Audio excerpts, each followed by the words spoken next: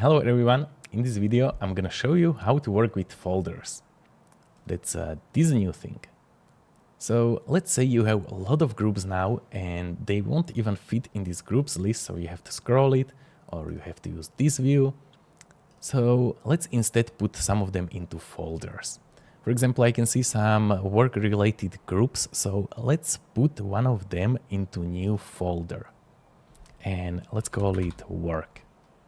And to put more groups into this folder, we're gonna click here and select everything that's work related. For example, these.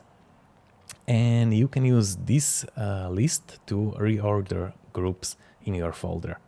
For example, let's put statistics and add-ons on the top.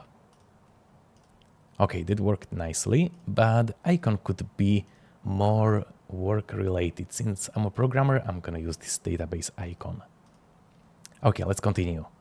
So restaurants, it's gonna be like day-to-day life related, so let's call it life. And we gonna use this icon and we're gonna select all the groups that are life related. For example, these. And the rest of them can be placed in a new folder called experiments. And we're gonna use experiment like icon.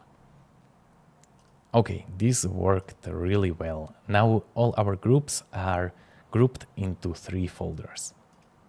Don't forget you can use drag and drop to move folders around. And there are also some folders related options in the options page. For example, now the folders will automatically open as you move your mouse above them. So that's it for now, and I'm gonna see you in the next video. Bye bye.